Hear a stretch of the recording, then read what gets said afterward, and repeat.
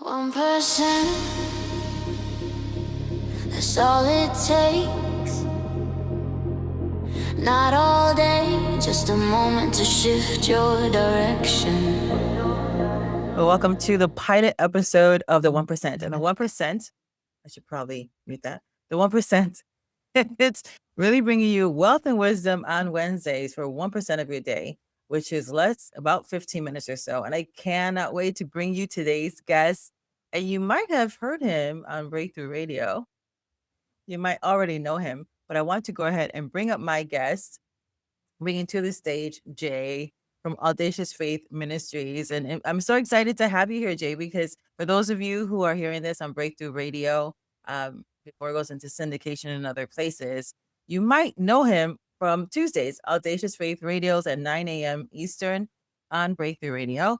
And you might have heard him on the station ID, and maybe even his music, Audacious Faith music that you can find everywhere, including YouTube and Spotify.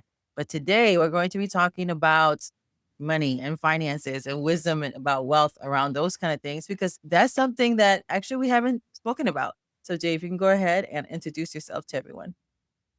My name's Jay Gauthier. I've actually been a pastor now for almost 40 years and also leader of Audacious Faith Ministries. Founded that about 4 or 5 years ago. And in addition to that, as you talk about money, we actually have a financial firm, which we started in 2011, have about 400 plus people working with us across the country. So this is something that we deal with a lot, helping people in this area. Well, tell us a little bit more. What actually, you do so many things. You're pastoring people, which is already feels like a 24/7 job. Mm. I think you have a TV show as well. You have a radio show now on Breakthrough Radio. You're starting to do music, and in the meantime, you also have in the background this financial opportunity and the things that you're helping people with. So tell us a little bit more about what brought you to that, and how is it that you help people? Well, what brought me to that really was doing, I think it's very true that we're most qualified to help the people that we used to be. And when it came to money, there's one thing that I knew, and that is no matter what I did, it seemed I didn't have any. There was more month than there was paycheck, and that's just very common for people. And it was really in miserable failure around 2008, 2010, where basically had received very poor advice, made wrong choices, and pretty much lost everything. I mean, we lost our home, we lost everything. We were in financial ruin. And that really set a foundation for me understanding how tragic it is when hardworking people are just trying to do the right thing, really would not get the right advice on, what to do and would be taken advantage of by people. And so a few years later, I was actually, presented with the opportunity to get into that particular industry to learn. And I thought it was kind of hilarious, really, considering where I come from on that. But I went into it very pretty much saying, well, one thing I know about money is it seems that I always have an issue. I'm always short. I'm not able to bless people in the way that I want to. There's so many opportunities where I wish I could give. I wish I could help somebody out, but I can't even keep the lights on myself. And so I kind of went into it saying, I'll learn something. Had no idea what God was going to do. And now, like I said, I mean, we've got agents helping people in all 50 states. COVID era kind of launched everything into the digital Zoom era, which really helped us to expand. And it's just an amazing thing to be able to help people in this area that affects everyone every single day of their life. Raquel, a lot of people say it's not about money, but the reality is when we don't have that under control, then everything becomes about money. I mean, even when we go to order food, we look at the right side of the menu, not the left. Because it's like, well, how much does it cost? We don't necessarily order what we want. And it becomes a decision maker and a factor in just about everything we do or don't do. And so this is an area really that also is a very spiritual area. So it's great to be able to minister to people in this way as well. I love that. And so many things are popping up in my head that I want to unpack as much as we can for the next 10 minutes. The first thing was that you said that you had some really terrible advice. What is some really awful advice that people think that, oh, that sounds like wisdom, but it's actually not a good idea when it comes to their wealth and money? Well, one of the things was to refinance the home, and in that particular case, and sometimes that's a good thing, but it also resets your clock. So if you're already going through a certain thing and these are amortized interest, all the interest is piled into the front. And so every time a person does that, they're resetting the clock, putting all the interest in the beginning, and they're never going to pay off. I mean, it sounds good if you're saving money and it's improving your cash flow, but you also have to be very careful about the terms. So in this particular case, we were misled, and it was a loan where if we paid the payment they were telling us, it was actually adding every month. It was a negative loan, so it was adding every month to our balance. When we realized that, all of a sudden we were buried. And the person didn't tell us that because they wanted a commission and they wanted to make a sale. And that was another thing that I learned. You have to be careful when it comes to money, and that's one thing that we teach all our people as we're helping is like, look, you put the client first. Don't be just trying to get a commission because they didn't tell us the terms because they wanted to make a sale. And meanwhile, they put us in a bad spot. So people do business with those that they like and they trust. And it's very important that whoever you get help with in this area is someone that's trustworthy. That is so true, right? And I love that you also mentioned that it's also a spiritual one. I know from my own study, right? That's where we get to practice our faith. That's the least thing, and it's something that really, when we're thinking about fasting, or what actually helps us in fasting is what we're looking at, the doubts, because doubts come in through the eye gate, and that's exactly what happens with money, right? Because doubt is coming in through your eye gate, and it's an opportunity for us to fast what we're seeing and really go into faith and remember what God says and speak those things over. If you can unpack a little bit about the spiritual aspects of money and how it can actually be an amazing tool to increase your faith. Well, like anything else, Raquel, I mean, as the Lord's Prayer, what gave us the example every day, his kingdom come, your will be done, right? Your kingdom come, your will be done. And so it should be that way when it comes to money too.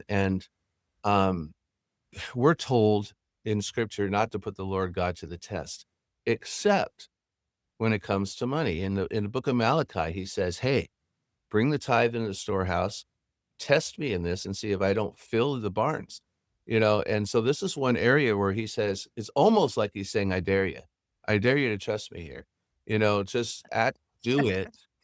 So I think it's important to look at God as the ultimate business partner in the sense that he comes Oh, along and yeah. says, look, I have all the resources, unlimited resources. All I'm saying is, you know what? Clue me in here, make me a part of it, trust me with the 10% or whatever else I lead you to do. Beyond that, and I will bring all the resources to the table. But here's the question we need to ask ourselves, Raquel. When we look at, like, for instance, the parable of the talents, and it says that God, gave a certain thing, and then he was looking at what the person did with what he gave them. Okay. If we won't trust God with the money, then why will he trust us with it? That's the thing that we really have to ask ourselves. So he looks at faithfulness and what are we doing? Are we trusting him? If he can trust us with the part that he gives us, then he'll trust us with more. And the more also in the book of James, here's the other spiritual point. We say we ask, we don't get because we don't ask. And then it says you ask, but you don't receive because you just want to spend it on your own pleasure. So why do you want money? That's the other question. Like in my case, I got to the point where I realized I didn't really care about much material stuff anymore. I mean, it's nice, but it's not a big deal. But I'll pray a prayer now saying, hey, God, you know what? Bless me with help me to make as much money as possible because of all the ministry projects I want that you're leading me to that I want to be able to do, and then he takes care of the rest, the needs, he takes care of those things. So it really becomes a spiritual thing and where we have to trust him And then, it's a big step. I mean, I struggled with everybody struggled with it. I still struggle with it at times. If things are a little bit tight, you're like, "Ah, I don't know." But he tells us, it's like, "Wait, just do what I told you to do, and I'll take care of it." And he does. There is so much I would love to unpack here in the next few minutes. But one of the things that, as you were speaking, that came to mind is like, yes, how do we make God our business partner? And one of the things that people see when they're reading the word is like, the rich young ruler, and he comes to Jesus, and everybody knows as like, oh, it's really hard for rich people to come in to the kingdom. But if he would have actually stuck around, and that's the thing, sometimes God gives us an invitation. It's like, yes, lay it all down. But if he would have just stuck around a few more minutes, or would have Right. said, okay, or help me through this. The rest of that said that whatever you give up in this life, that God will give it back to you in this life 100-fold. Now, if the Mhm. rich young ruler would have just stuck around, let's see, he had like $10 million, and he's just like, you got it. He would have received back in this life 100-fold return in this life. And that's a part that people, it's like they read it part of the story, but they don't finish reading it. Like God's promise is that, he's so generous. Everything he does is like bougie, over the top. His whole language is abundance and overflow. And I was like, okay, but he promised that. He promised that whatever he's asking you to release, he's going to multiply it back to you. And it wasn't 30, 60, 100. He's like, we're going to start at the top at 100. Right. We don't know how it's going to unfold, but we know that he's got good credit. Absolutely. He always does what he says. Yeah, I mean, when the Bible says, according to his riches and glory, I mean, what is that? I mean, so the $1 million or the $100 million or whatever, which sounds like a lot to us, is really nothing in comparison to everything God can do. And so, it's kind of like when you go in a room and whether it's a financial room, whether it's an athletic room like a gym or whatever. Let's say you go into the gym and you look like you feel like you're the strongest person in the gym because you surround yourself in an area where people aren't that strong. But then when you go to a big old bodybuilding gym, all of a sudden you're the smallest. So a lot of us we hold on to things financially thinking, oh, we really got it and we can't, but compared to God, our resources are nothing. And so we just need to basically be trusting him.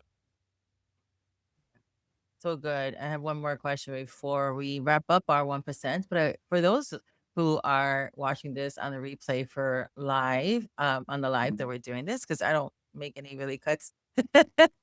Hello Yeah. to Addie and Abdullah. Thank you so much for commenting. We see you. We love you. Thank you for hanging out. And now we'll go ahead and make you famous, because when we syndicated in other places, your name will be shouted out. Thank you for hanging out with us. The thing I would love for you to unpack as we wrap up this 1% day is what is your best advice on how to really make God your partner when it comes to your wealth, when it comes to your finances, when it comes to what it is that you're doing? What are some practical things that people can do starting today? Well, I think the first thing is you put him first. You trust him first. So, for instance, I mean, I have, where I'm giving, I'm faithfully giving because that's what he tells me to do, and I'm trusting him. So I don't even wait. What the mistake a lot of people make is they pay everything first, and then they go to then do that at the end. I don't know how many people, even spiritual people that I've sat with, and we're going through their budget to see where their money goes. And then I ask about, tithing or charitable giving, and it's little to nothing, despite how much they're making. Um, and so I would say that, the Bible says first fruits. So whether it's a digital app and the way you're giving or whatever, so whenever God brings any money to me, whenever I'm paid, boom, that goes first. And it's done, it's gone. It's not a bill. And when you treat it like a bill, then you run out of money. So I would say it's like, look, I'm gonna trust you first. Thank you for giving it to me. That's the first thing I do. And now I have everything else left and I don't have to worry about it. And I just wait for the next time. And I think that probably more than anything else is the key because what we're basically telling God at that point is, look, everything I have has come from you. I acknowledge that. I'm grateful. And now let's go. And that right there is a shift. I started doing that as well. It's like when it comes in, I send it out. I have also like I do another percentage for ministry that's constantly giving into my life. And so I'm Sure. like, yeah, that comes off the top. Right. And I'm like, I'm like, I'm giving you your cut. If we even see it, right? If we have business partner and we have a salesperson, like people, especially for entrepreneurs, right? We understand we have like closers. We have people who come in and like appointment setters, and we have closers. And God is both our appointment setter and our closer. Well, And yeah, we I would mean, have, and what the normal percentage is? 10%. mhm, The normal percentage for the closer is like 10%. If they do both, it's like 15, they might okay. give 20. For somebody who's like setting all those things, they already have that 10% mark. And if we're okay with giving, we're like, oh, you set the appointments. I don't have to go and vet the people. Bet I'll give you 10%. You can close them without me having to do all that extra stuff. I'll give you the 10%. But then if we're giving it to God, who's the ultimate, I mean, he knows everybody. He knows Right. everybody. He's created good works for us to walk in. We're literally the answer to prayer for other people. And we're like, but I don't want to give you your cut. Yeah, it's crazy, and I Before we can't end, what would you like to say? well, I can't even tell you how many times where literally I'm just doing that, and then all of a sudden somebody out of nowhere just contacts me saying, "Hey, I need this help. Can you help me?" And it just comes out it's not even you having to go find it. What I like to say is, a person should get help in this area. I mean, whether it's myself or anyone else, I mean, find somebody who's going to basically just be willing to sit down with you, see what your goals are, what God's doing in your life, and help you put some type of plan together. Um, I know in our case, we don't even charge for that, so it's just it's a ministry that we do, and so I just encourage people to do something because otherwise you're gonna continue to be stuck where you are. So good. And what is the best place for people to connect with you to get some of that wisdom advice and get on your calendar so they can get their money together? Well, that name that you see on the screen right now, Jay Gauthier Sr., you can just put that together, and go at gmail.com and message me there, or find that name on Facebook or Instagram, and you can just send me a direct message, and I'll get back to you. Awesome. Thank you so much for being part of the pilot of the 1%. I really love everything that you're doing, and I'm so excited. I'm gonna have to bring you back now just to even talk about the music and the other cool things that you're doing in your life. It's so fun to watch all this unfold in real time. And for everyone else who is hanging out with us, may God's richest and best be yours. We'll see you next week. Until then, we send you blessings of the Lord. Bye now.